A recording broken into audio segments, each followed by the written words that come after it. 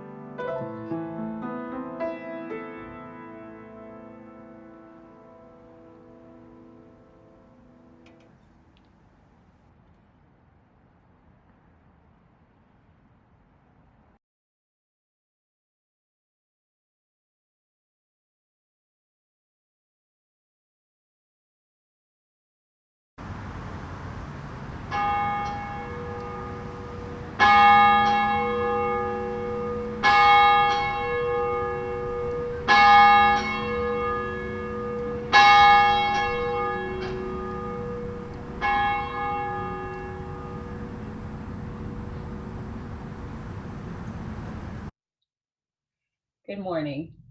I'm Amy Summer. I'm a member of the Worship and Arts Committee here at First Parish in Framingham. I'm here to welcome you this morning to virtual worship with us at the First Parish in Framingham.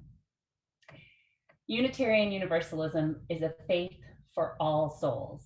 We welcome and affirm you.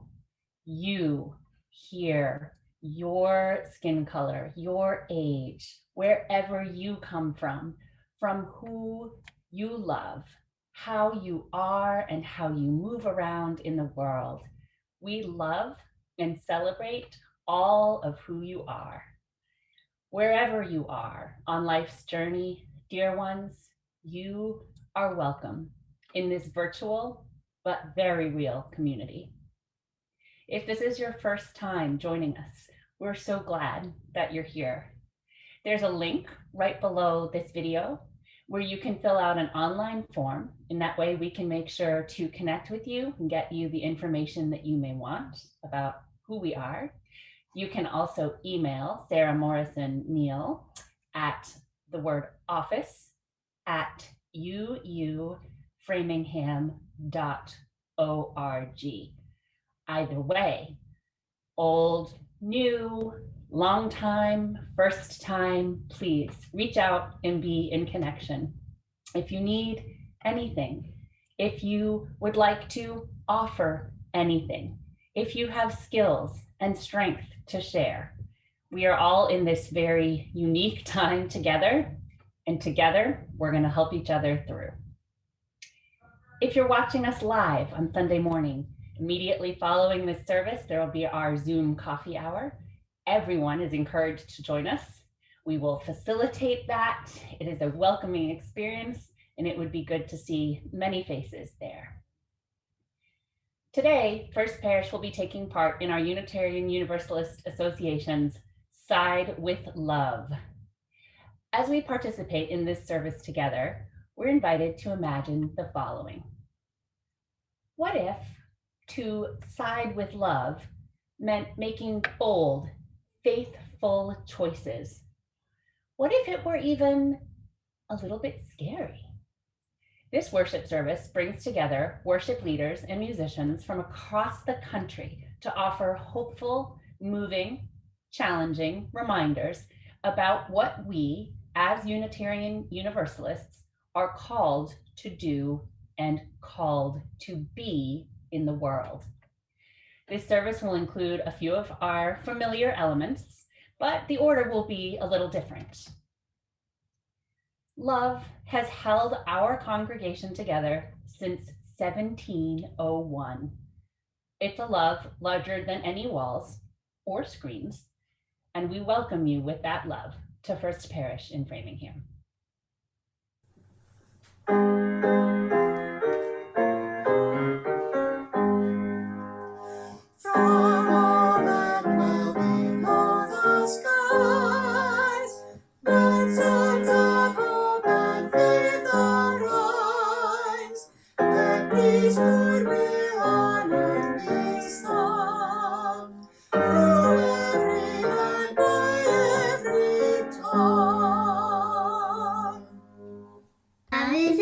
Of our church, the quest of truth is its sacrament, and service is its prayer. To dwell together in peace, to seek knowledge and freedom, to serve all life with compassion, to the end that all souls shall grow into harmony with the divine. This is our great covenant, one with another and with our God.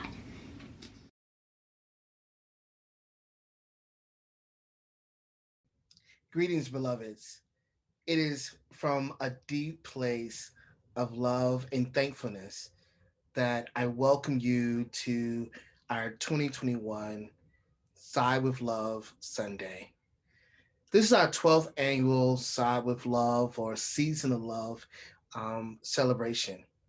And without you, each of you choosing love over and over and over again, we would not be the faith tradition that we are, and we wouldn't be in this moment. A moment where we can be together, a moment where we are invited to listen to the offerings of all the different participants spreading their theology of love from their own perspectives, from their own backgrounds, from their own lived experiences. At the same time, it is a call.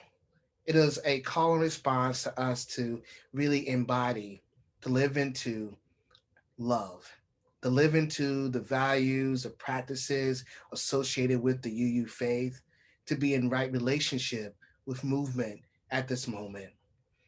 I always say to myself and even to my son Elijah, I ask us, what is love calling us to do?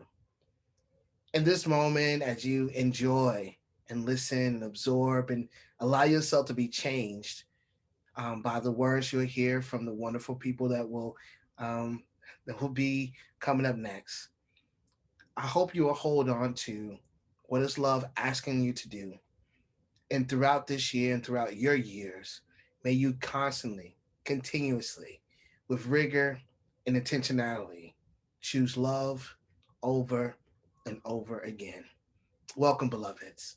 Thank you. Thank you for your time. And thank you for being you.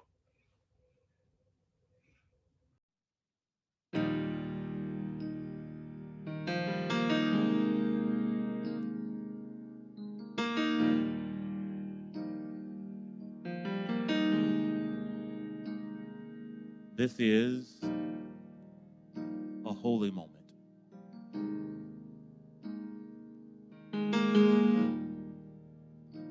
When we're gathered together, it is a special and unique moment with hearts together. Oh,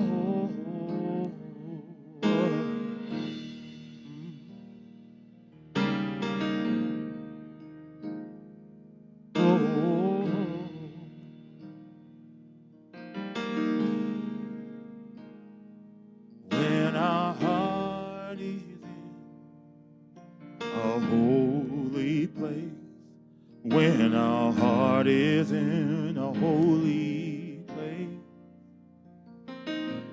we are blessed with love and amazing grace. When our heart is in a holy place. Sing it with us, would you? When our heart is in a holy place. When our heart is in a holy place. We are blessed with love and amazing.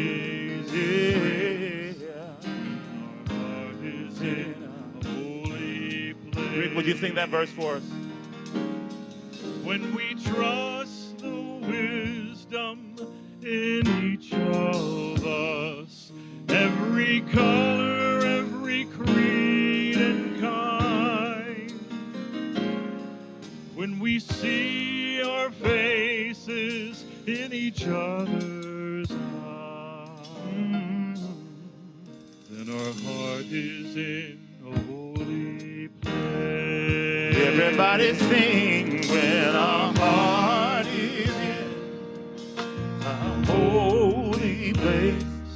When our heart is in a holy place. We are blessed with love. Can you feel it? And amazing grace. When our heart is in a holy place. When our heart is in a holy place. When our heart is in a holy place. Holy place. We are blessed with love and amazing grace. When our heart is in a holy place.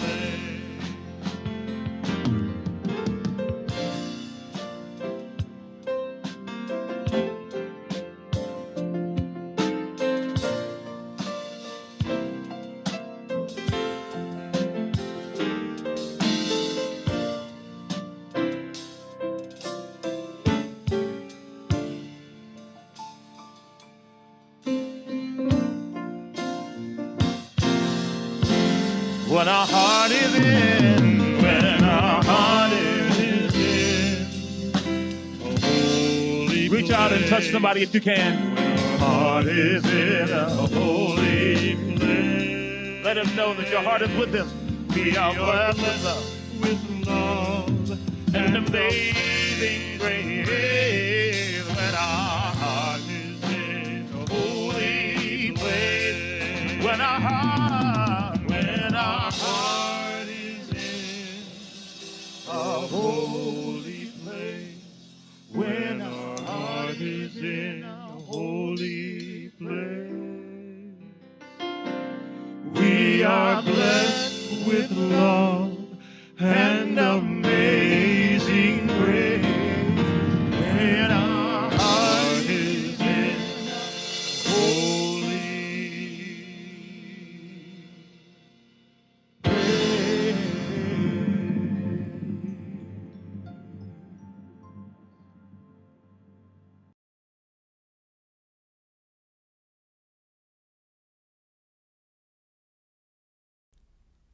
Love once, the fullest unfolding of every person. Love wants everyone to be free, to feel safe, to know joy. To me, love is an overflowing and unconditional love for the world and for creation and for one another. That spiritual foundation of love calls us to the policies and the practices that we need to sustain and nurture life, thriving life. Love means thinking about how we enact policies that make people's lives better.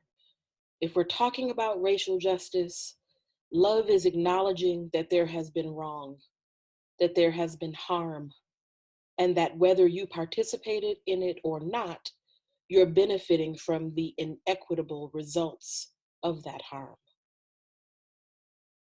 What if love means letting go of what we think we know and being curious about what more there is to learn? What if love was not a commodity that could be bought and sold? Sometimes love isn't waiting for the other to come to us so that we can become agents of welcome, but rather us moving into the world to engage with others in their spaces, on their terms. Love asks for the release of all assumptions about who wants to be part of Unitarian Universalism. Love asserts that each of us matters and is worthy. Love knows our life-saving, life-giving faith must be available to every person who needs it. If you have a chalice at home, would you please light it in honor and in celebration of overflowing and liberating love?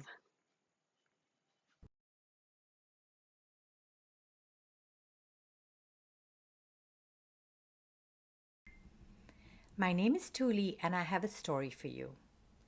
In a little bit, you are going to hear about how there came to be an agreement between some inhabitants of the earth. An agreement is sometimes called a promise or a contract or even a covenant. All these words mean similar things, that two or more people or animals or others have come together and agreed on something. And not necessarily two or more people. Sometimes we have to have an agreement within ourselves, with ourselves. And it can be hard to come to an agreement. Think of a time when this might have been for you. Perhaps you wanted to play Legos, but your friend did not. Perhaps you wanted to pretend play to be on a ship and your brother or sister wanted to read a book. Or maybe you witnessed someone doing something and you wanted to convince them to not do it. How did it work out? Did you have to give up what you were doing? Did the other person have to? It can be hard, right? Sometimes, even after we have reached an agreement and decided how to work or play together, it might not be carried out and more disagreement might arise. And we might feel very hurt and upset. Can you think of a time when that happened to you? Someone agreed to do something and then couldn't do it. Or you were promised something and then the promise was broken. How did that feel? We are all going to make mistakes and break promises, even though we might have tried very hard not to. What makes this even more complicated is that there might be another person who is hurt by what we decide or agree to. We might not even see them or know that they are being affected. As Unitarian Universalists, it's important for us to try again and again to come to new agreements and to understand how we were hurt or might have hurt someone else. We might even carry our hurt with us for a long time. And we might have to be open to hearing that we have caused hurt, even though we didn't mean to. But we can try to work hard to repair the damage that might have been done, either to us or by us. In fact, this is an obligation, something we have to try to do. Sometimes this can be tiring and take a really long time, and we might have to give up something or have the other person give up something. We can make new agreements and begin anew. As you listen to what's coming up, think about what each of the creatures had to do to come to this new agreement. The Agreement by Barry Lopez. One time, before there were any people walking around this valley, there were bear people. There were also salmon people. The bear people had an agreement with the salmon people. The salmon would come upriver every fall, and the bear would acknowledge this and take what they needed. This is the way it was with everything. Everyone lived by certain agreements and courtesies. But the salmon people and the bear people had no agreement with the river. It had been overlooked. No one thought it was even necessary. Well, it was. One fall, the river pulled itself back into the shore trees and wouldn't let the salmon enter from the ocean. Whenever they would try, the river would pull back and leave the salmon stranded on the beach. There was a long argument, a lot of talk. Finally, the river let the salmon enter. But when the salmon got up into this country where the bears lived, the river began to run in two directions at once, north on one side, south on the other, roaring, heaving white water and rolling big boulders up on the banks. Then the river was suddenly still. The salmon were afraid to move. The bears were standing behind the trees looking out. The river said in the middle of all this silence that there had to be an agreement. No one could just do something, whatever they wanted. You just don't take someone for granted. So for several days they spoke about it. The salmon said who they were and where they came from, and the bears spoke about what they did, what powers they had been given, and the river spoke about its agreement with the rain and the wind and the crayfish. Everybody said what they needed and what they would give away. Then a very odd thing happened. The river said it loved the salmon. No one had ever said anything like this before. No one had taken this chance. It was an honesty that pleased everyone. It made for a very deep agreement among them. Well, they were able to reach an understanding about their obligations to each other, and so everyone went their way. This remains unchanged. Time has nothing to do with this. This is not a story.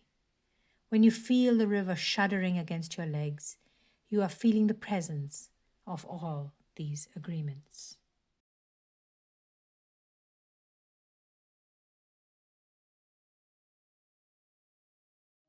By email. The ongoing work of our congregation in this virtual space and beyond depends on your generosity. If you feel moved to contribute to our mission, you can click the second link below, which will go to our online contribution form. Thank you for everyone's generosity.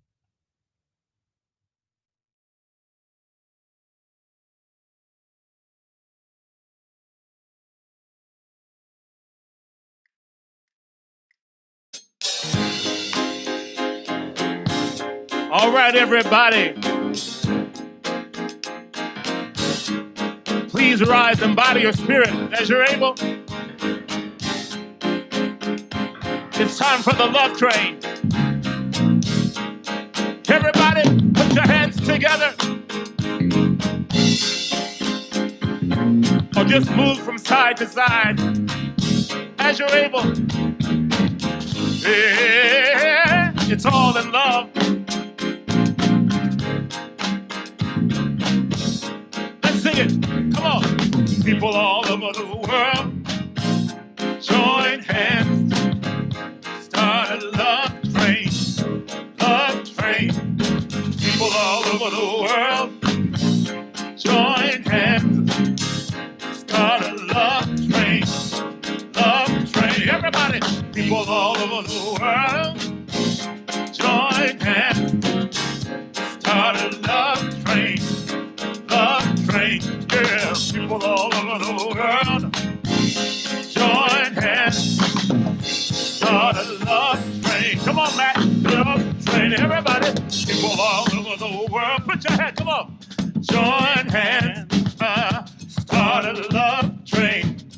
Love train. Whoa. People all over the world. Yeah. Join hands and start a love train. Come on, Rick.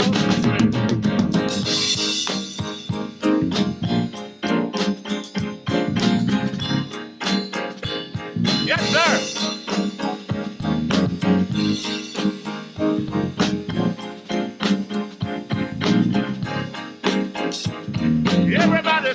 Everybody say, people all over the world, oh, join hands, start a love all over the world, people all over the world, join hands, start a love, one more time, people all over the world, join hands, start a love train. Love train, people all over the world, join hands, start a love train, love train.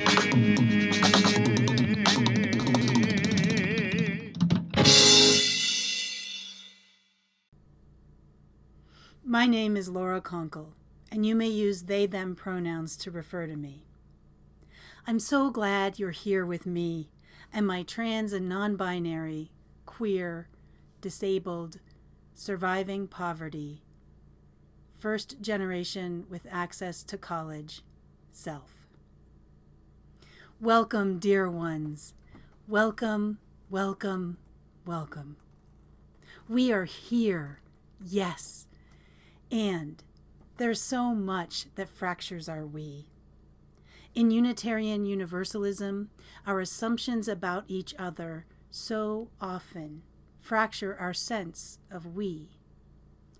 I wish for us to love on and heal our we. And so, I want to talk to all of my disabled UU siblings, my trans and non-binary UU siblings, and my UU siblings who are surviving poverty. My world makes so much more sense when I'm with y'all. The gaslighting and rejection and weirdness of the great wide world, and yes, of many Unitarian Universalist gatherings, can lessen and become background noise to our vibrant, honest, and passionate conversations. When we're together, I can slow down and relax. I can work with y'all to make sure more folks are included. And that means me too. I want you to know how much I love your ways of being. I love your being. I love how you use your imagination to discover and create ways to survive. And I wish with all my heart and soul you didn't have to. We are trans and non-binary and disabled and surviving poverty. And we know we need to navigate a dominant culture that is more toxic to us than anything else. We know we must build community and culture that values our lived experiences and nurtures our survival. We know we are practicing the rejection of ableism and transphobia and elitism and ageism and homophobia and racism and all exclusion.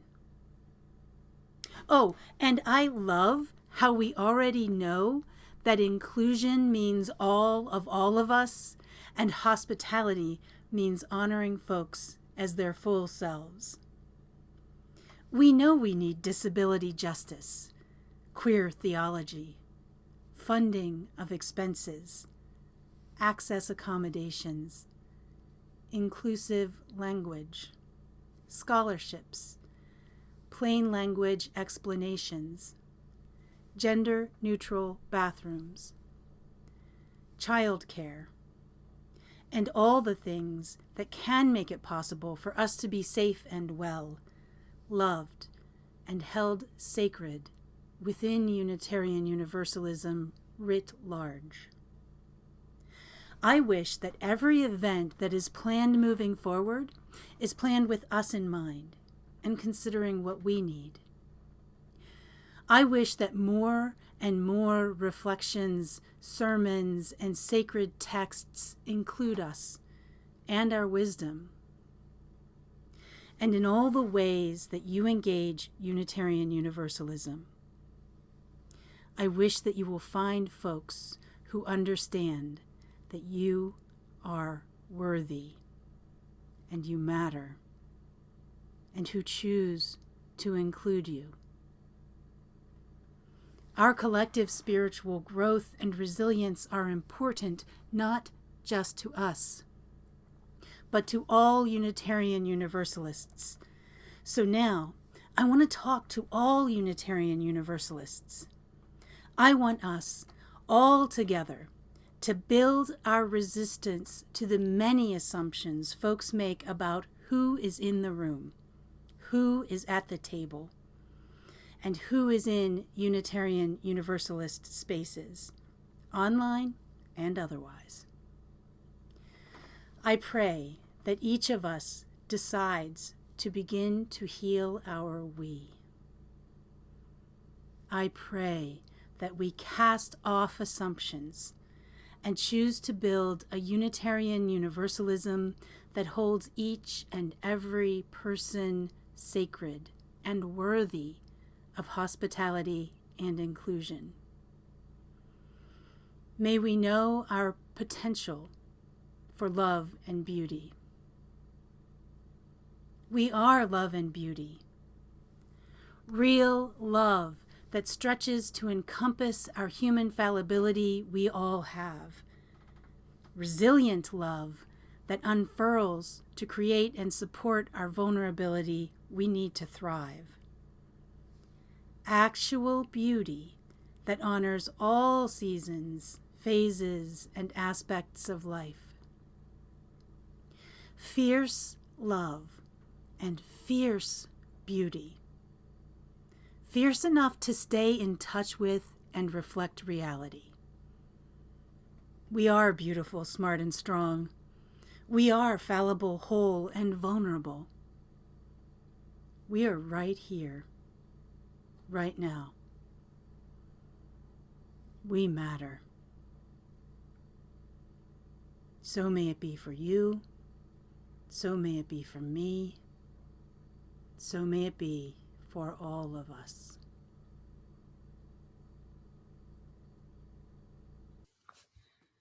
I love me a good anti-racism workshop. From the very first one that I led back in 1994, back then we used to call them diversity sessions, I got hooked.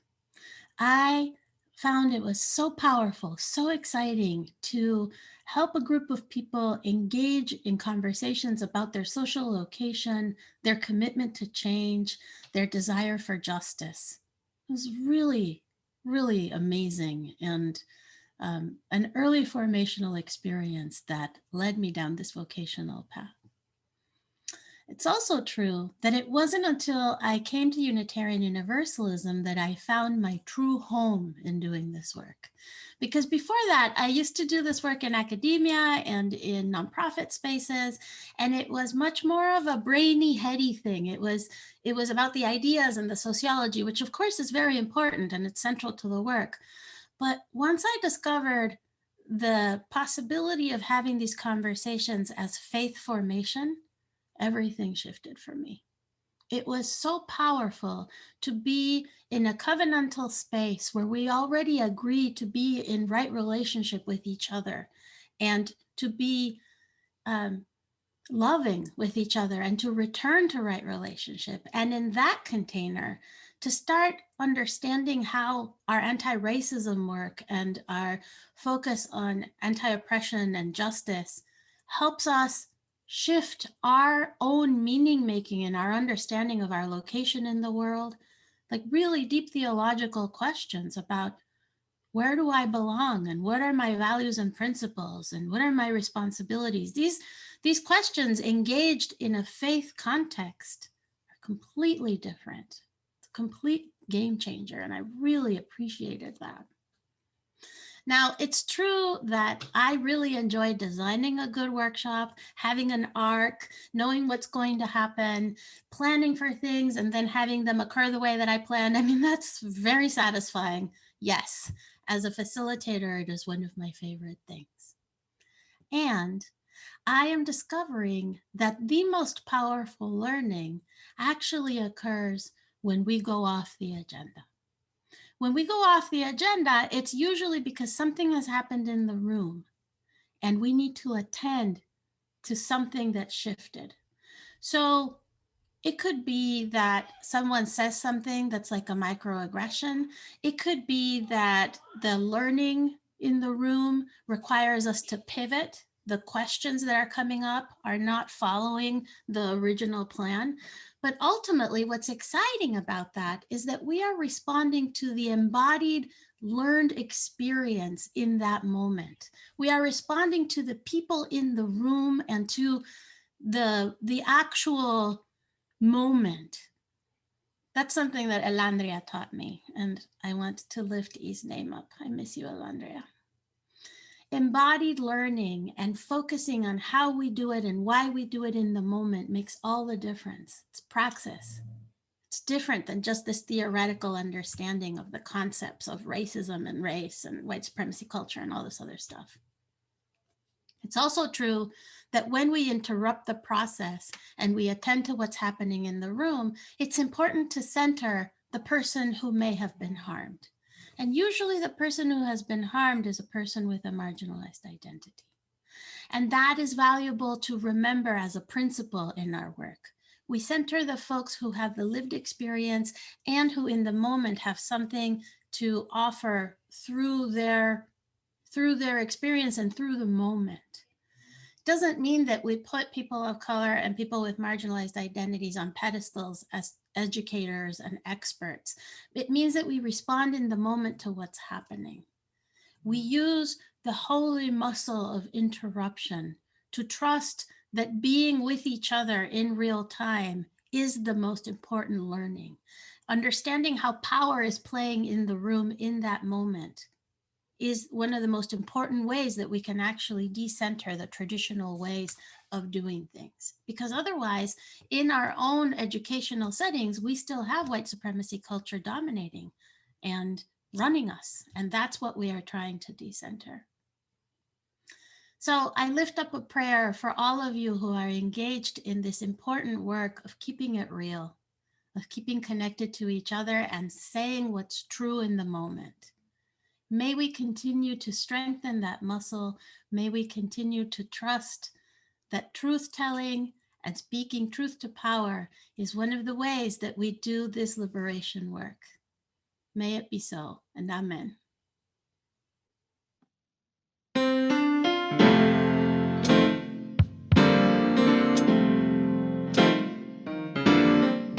I'm so glad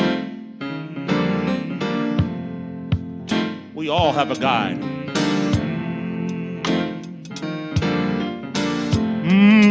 And that guide is love. Look over and tell somebody near you that God is love. Yeah.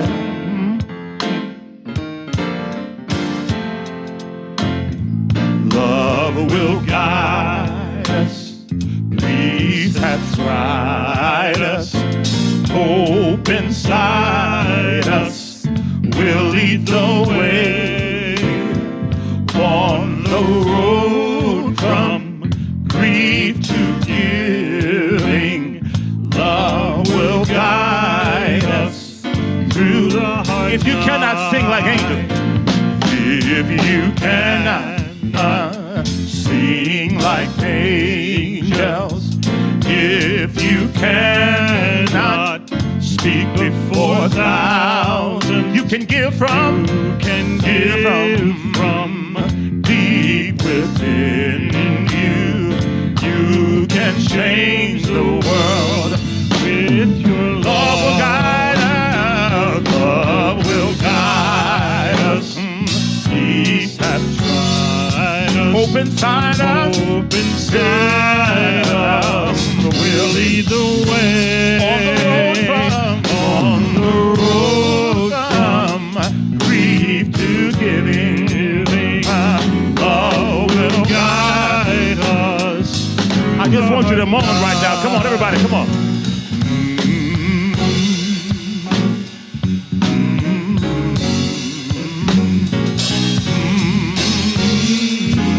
Yeah.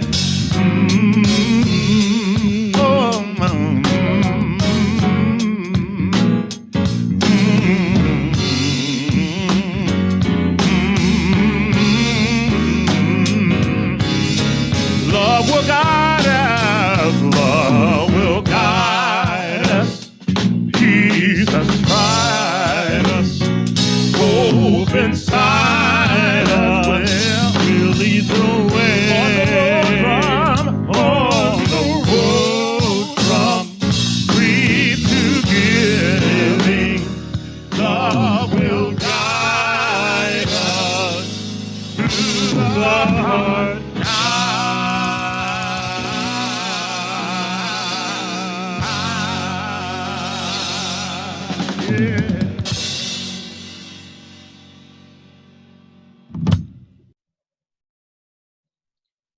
You know, in every moment, even if it doesn't feel like it, life is giving us an invitation. I really believe that. I really believe that in every moment, life is giving us an invitation to do the things that are the most loving and life-affirming. And that doing the loving and life-affirming thing is always the answer when you don't know what to do or if you're feeling unsure. There's always a moment of invitation to rethink or reevaluate. We're being invited into this cosmic dance of renewal and joy and justice, but you have to make the justice. It doesn't just show up without our participation or our effort. Things don't get better just by us waiting for them to happen. We all have to engage in the better making from wherever we are, and each moment presents an invitation for us to do that. I don't want us to forget that. Even if, like me, you are tired or feeling frustrated or feeling unsure, the invitation to participate in life in a manner that is about living our values, living love and justice is still there, no matter what else is going on. Ask yourself, what's the most loving, life-affirming thing that I can do in this moment for myself or for other people? Sometimes it's get some rest. Sometimes it's apologize for something you've done. Sometimes it's reconsider how you're using your money or other resources in the broader world.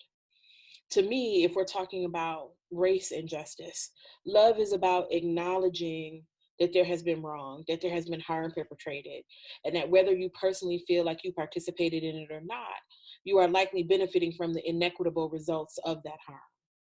Even if you are a person who wants to say, well, I didn't participate in making things this way, if you are benefiting from the ill-gotten gains, then you have some responsibility to make things right, especially if you then turn around and say that you believe in justice and equity. You are not let off the hook, no matter what. When we have broader conversations about reparations or what it looks like to repair, particularly the harms that have been done to Indigenous communities, Black communities, other communities of color, I believe that love means thinking about the resources that enable life. So what does reparation look like at the intersection of communities of color and healthcare, or communities of color and education? What does it look like to have those kinds of conversations beyond, just conversations about money and land that is owed, but also about accessing resources that have been inequitably distributed for more than a century? All of us should have a hand in those conversations, and all of us have some responsibility to bring about justice in those contexts. Plainly, if you're not going to do that work, if you're not going to be committed to thinking about that and how you can serve in that work, then to me, it obfuscates the mandate of what it means to be Unitarian Universalist. Because ours is a faith that calls us to do things. Being Unitarian Universalist in part means maybe you don't pray the way I pray. Maybe you don't pray at all. But how do we live together in equitable community, despite what I might think about God or what you might think about God? This is a faith that calls us to commit to the work of making justice. This is a faith that calls us to think about what it means not to believe the same, but to live together in beloved community, despite our own discrete perspectives about spirituality or the afterlife. That is a part of the call, the mandate of what it is to be Unitarian Universalist, to figure out how we live together in loving, equitable, just relationship with each other. I believe that the proof of our faith is the extent to which we do that.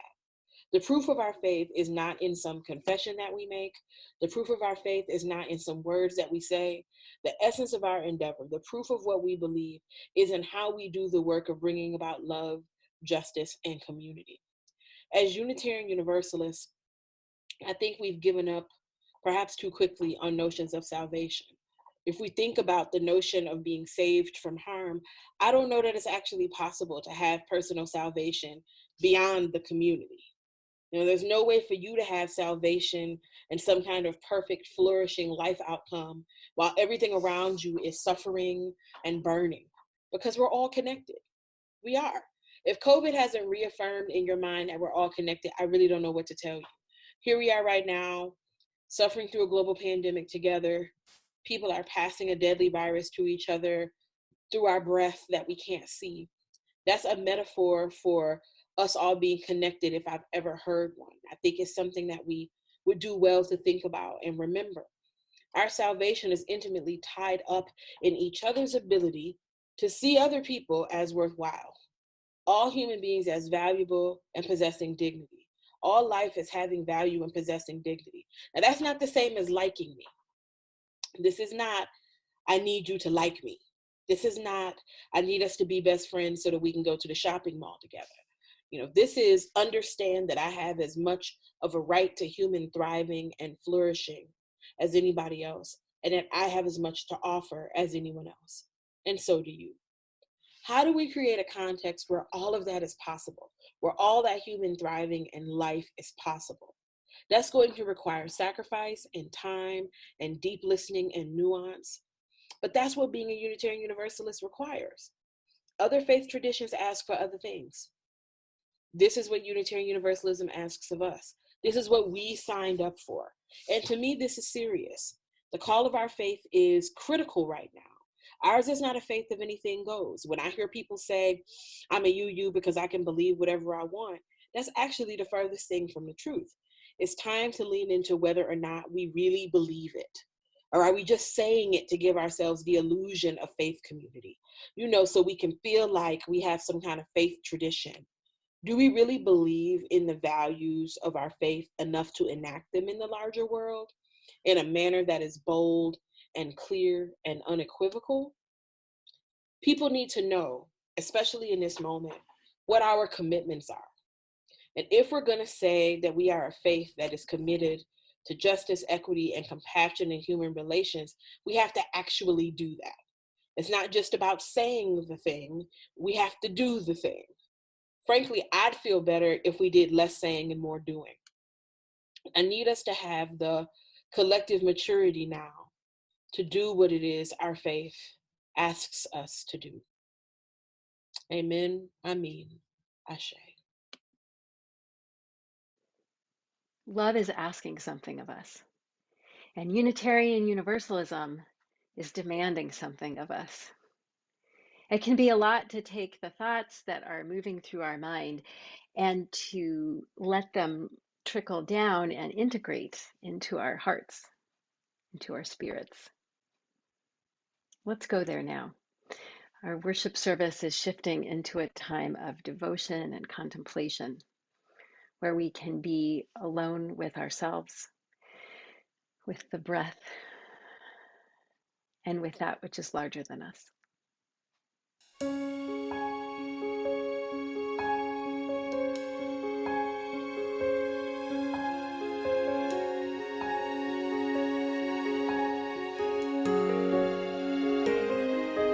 There is more love somewhere. There is more love somewhere. I'm gonna keep on till I find it. There is more love somewhere.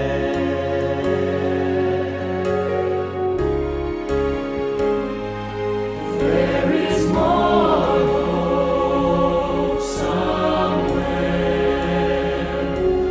There is more hope somewhere. I'm gonna keep on till I find it. There is more hope somewhere.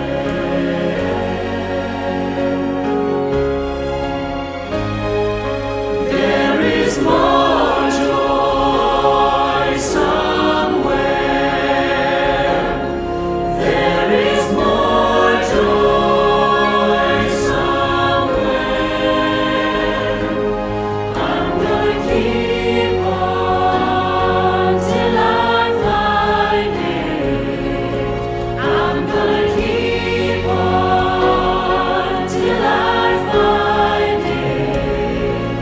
I'm gonna keep on till I find it. There is more joy somewhere.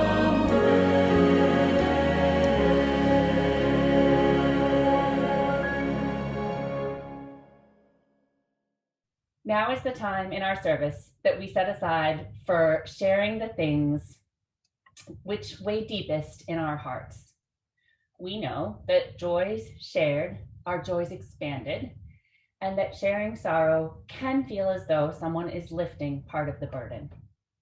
Please follow the prompts to give order to our sharing. Do remember, this is a public online sharing space, so if you have something more private to share, please do connect with the minister by email.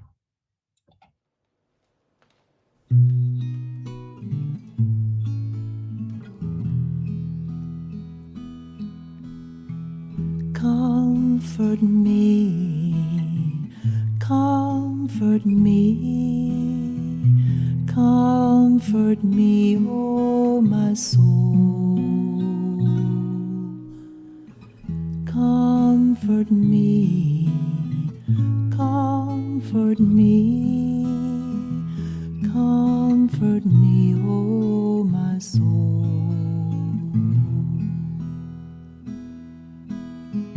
Sing with me, sing with me, sing with me, oh my soul.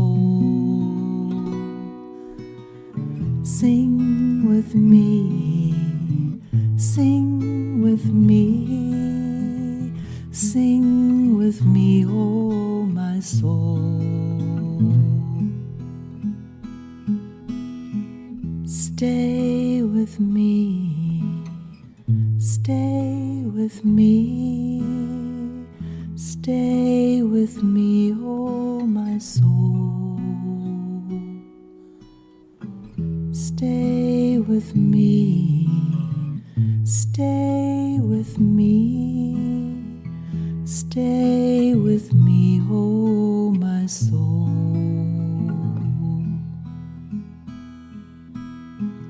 Dance with me, dance with me, dance with me, oh my soul. Dance with me, dance with me, dance with me, oh my soul. Comfort me, comfort me, comfort me, oh my soul. Comfort me, comfort me, comfort me, oh my soul.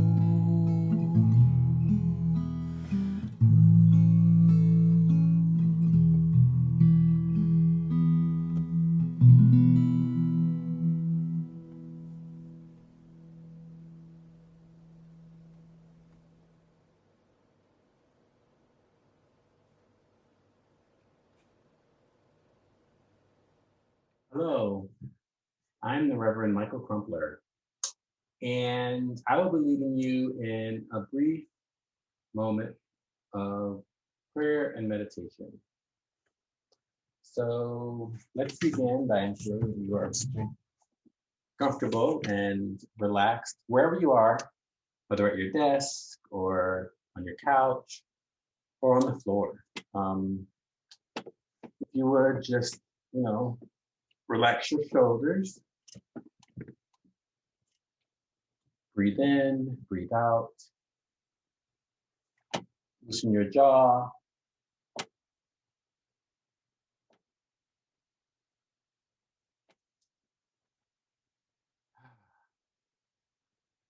Close your eyes.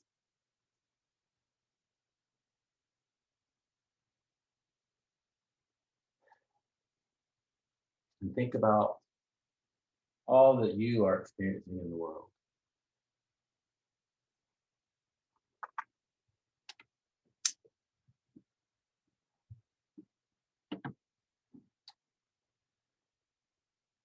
Think about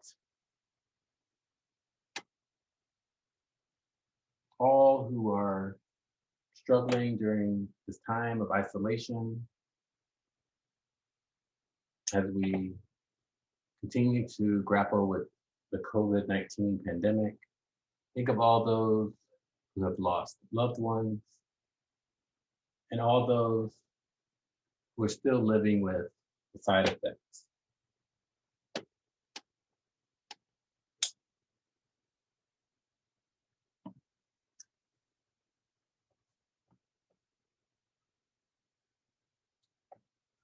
Think of those who are still traumatized by the events of January 6th.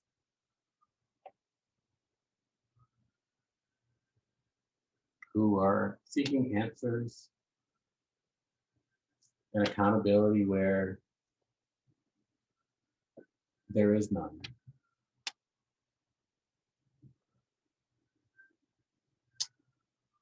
Think about this new day. Hold the great anxiety that we all have with the joy of accomplishment of those who worked so hard around the country to ensure that our votes were counted.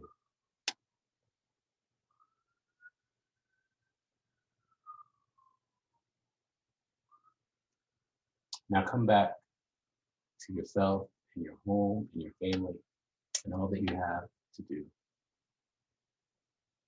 May you be well, may you be blessed. Amen.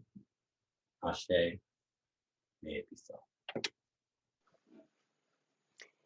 As you extinguish your chalice at home, may we give thanks for this time together, for the wisdom and inspiration that we've received. May we carry that wisdom into our lives and into our communities.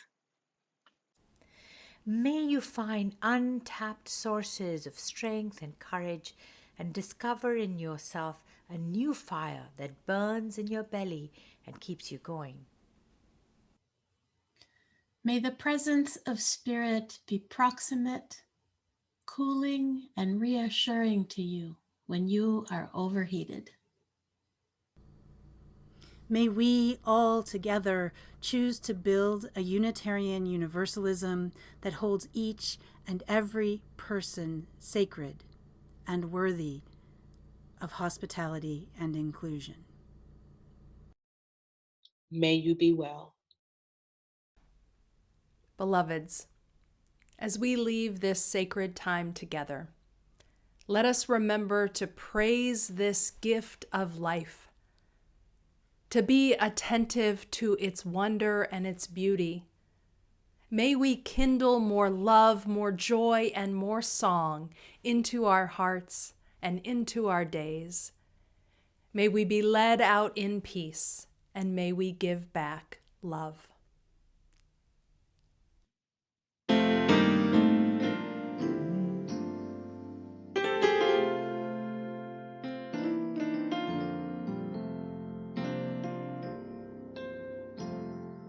Sometimes in our life, we all have pain, we all have sorrow. But if we are wise, we know that there's always tomorrow. Lean on me when you're not strong. Can you say that? I'll be your friend. Let me hear you. I'll help you carry on, for it won't be long. I'm gonna need somebody to lean on.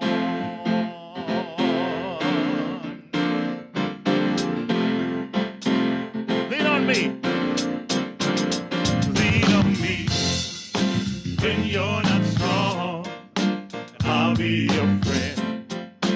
I'll help you carry on. For it won't be long till I'm gonna somebody to lead. Sing it, brother Rick, come on. If there is a load you have to bear that you can't carry, well, I'm right up the road. I'll share your load if you just call me. Lean on me, yeah. Everybody, when you're not strong, I'll be your friend. I'll be your friend. Yeah, I'll help you carry on. For it won't be long till I'm gonna need somebody to lean on. All right, you just call. You just call on me, brother, when you need a hand. Yeah, we all need somebody to lean on. I just might have a problem. I might have a problem that you'll understand. We all need somebody to lean on me. Lean on me when you're not strong. Yeah, I'll be your friend. I'll help you carry on. Oh, it won't be long till I'm gonna need somebody to. All right, you just call on me, sister. You just call on me, sister, and you be a hand. We all need somebody to lead. I just might have a problem. I might have a problem that you'll understand. We all need somebody to lead. Lean on me, yeah.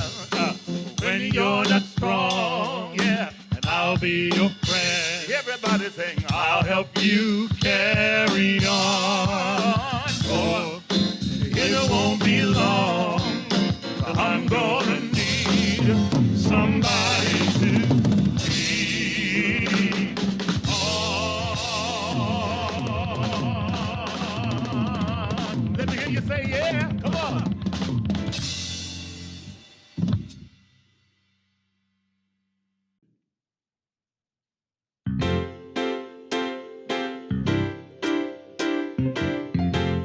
Many of you recognize it already. It is truly all we need. I want you to sing it with us. Come on. All you need is love. Yeah. All you need is love. All you need is love. Love. Love is all you need. Everybody sing. All you need is love. I love it, Rick. All you need is love. All you need is love. Love. Love is all you need. Do it like this. Love, love, love. Love, love, love. Love, love, love. Everybody say love, love, love. Love, love, love. Love, love. Put your hands together. All you need is love. Yeah. All you need is love. All you need is love.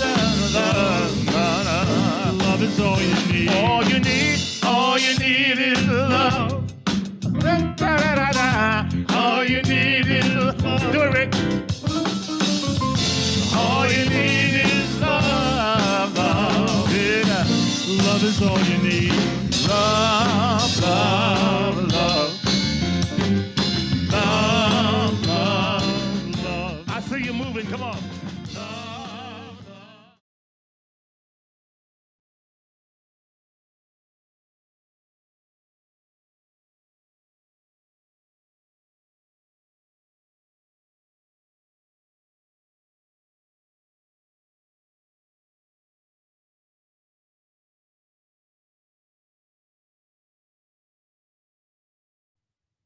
And you're invited to join us for coffee hour. You'll just type right into your web browser the following link, bit.ly/FPF social hour. So that's FPF as in First Parish Framingham social hour. Look forward to seeing many of you there.